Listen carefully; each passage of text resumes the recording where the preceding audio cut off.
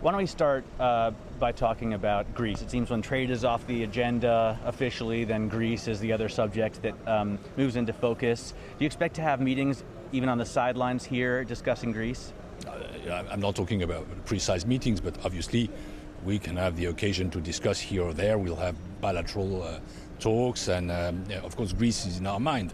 But it's positively in our mind because since the mission left Athens 2 weeks ago, since the staff level agreement, and due to the climate of the talks, we can be, I think, reasonably optimistic that we can have an agreement, and a satisfactory one, in the Eurogroup of the 22nd of May. We are working on that. The Commission is positive. We believe that the Greek authorities are now delivering on reforms, that the necessary adjustment is being made, that also we have the opening for a growth policies in the future. And yes, the climate is quite positive, so we are not yet there, but well, it's work in progress. And saying work in progress, it's two words mean. It's work, but it's really progressing. So do you think the IMF will be on board as well? We need the IMF on board. We want the IMF on board, and discussions with the IMF. The IMF is involved, and I think it's also positive. When I speak about the staff level agreement, it includes all institutions, meaning as well ourselves, the Commission, the ECB, the Central Bank of Europe, the Mechanism for Stability in Europe, the ESM, and of course the IMF, because the IMF is a partner that is trusted and that gives also credibility through its own program. But for that we also need to work on debt measures, and that is, in my view, included in our work. What do you expect Steve Mnuchin's position to be on this? Because obviously the U.S. plays a big role in the IMF as well. Until now it has not been the case. I know that they are interested. I can see that they are, I would say, rather positive. But, well, it's mostly a case for Europeans with the IMF, but of course we also will have the occasion to discuss that with Steve. And so you're optimistic then finally for an agreement by sort of the Eurogroup meeting May 22nd? That's obviously and clearly the target. And I think that's not only the target for the Commission, but for everybody. All right, let's switch then to the other hot topic really for Europe, which is Brexit, now that we have the French elections behind us. Michel Barnier has said that he wants to try and keep smooth trade between Ireland and the UK. Have you figured out a way that you're going to be able to do that? Michel Barnier is our negotiator, and when he speaks about, when he talks about Brexit, he talks gold. He's the guy in charge. We are working together. I'm also the Commissioner for Customs. And I think it was very useful that he said that we need to have smooth conversations in order to succeed in that negotiations, and then further on to define a relationship between us, which obviously has to be very close, because the UK won't be an EU country. We might regret that, but we respect that. But it will always be a European country. And so the fact to have a climate which is appeased and positive is something good.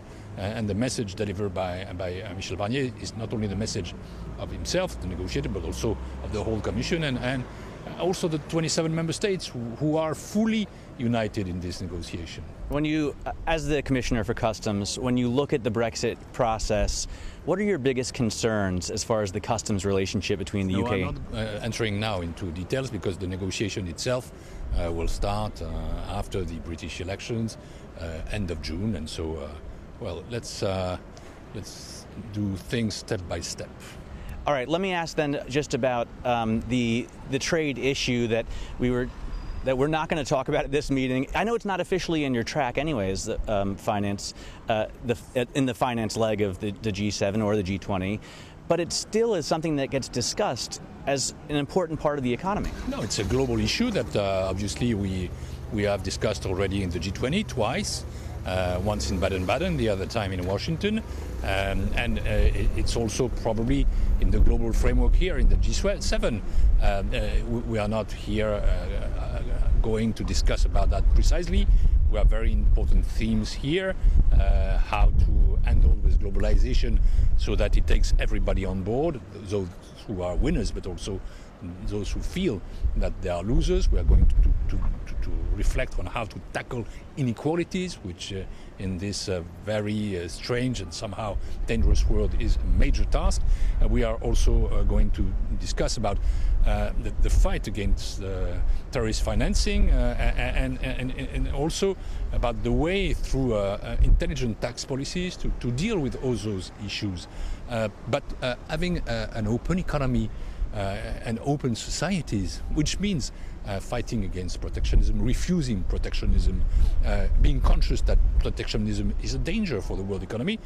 Yes, it probably will be in our mind, but we are not going to discuss that here as such. Do you think the G20 and the G7 kind of sidestep this issue? It's a thorny issue because of the sort of protectionist slant of the new U.S. administration? Well, I think this will come back, obviously, when the leaders will be in Hamburg in the G20 summit, and I think that we have now a U.S. administration which we know better, which is also defining its own positions, and we now understand each other more.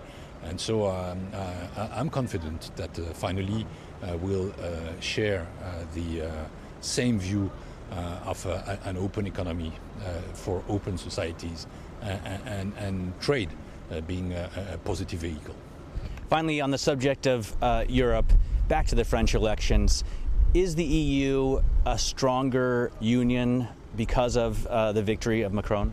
Obviously, that's good news for the EU, because we avoided, I'm French, to have a president who would have been not only far right, not only xenophobic, but also somebody anti-European in favor of Brexit, France exiting the Europe as a whole, and especially the Eurozone. The Eurozone would have been damaged, if not destroyed, by that result, and the French massively said no to Euroscepticism. And now we've got a young French president who is a dedicated pro-European and who will be a driving force for proposals in the EU, and especially to strengthen, to deepen the European and Monetary Union. I welcome that. The Commission welcomes that. But, well, he's not yet in function. He will be fully president next Sunday. And he will meet then Madame Merkel. He will be in close contact with the Commission, and work will start. I will say we have one more asset for Europe, and a very strong asset, because France is a core country, but there is still a lot of work to be done in order to reach what I expect, a deepened economic and monetary union. And I'm, just like Macron, in favor of a finance minister for Europe. I'm in favor of a fiscal capacity, let's call it a budget for Europe, in order to enhance our investment capacity and our capacity also to fight unemployment. I am in favor of a parliament for the Eurozone. I think that the time has come now to tackle with one of the weaknesses of the Eurozone, which is divergences between economies, especially from the north and from the south. That means as well risk reduction and risk sharing, handle the two issues together. The French president obviously is a strong asset for the EU, and all of us should welcome him as such. But then when he's in office, work will start. And the next election, of course, coming up is Germany. Martin Schulz is also obviously very pro-Europe, in favor of deepening those financial ties, strengthening the European Union. Do you think he would be a good step for Germany and for Europe? I'm a Frenchman. I'm a commissioner. I'm not involved into other countries' politics. I'm also a social democrat. I know and appreciate the qualities, energy of Martin Schulz, but I'm also somebody who has worked a lot with Madame Merkel. I admire pragmatism. So I think the Germans are lucky, and this is not a source of concern, because whoever is the next German chancellor will be a strong leader, a dedicated pro-European, and we might have another coalition. So the elections in Germany are not a major worry. I see that the extreme right there is in disarray, and well, let the best win. All right, Monsieur Moscovici, thank you so much for your time. Wish you the best of luck at this G7 meeting.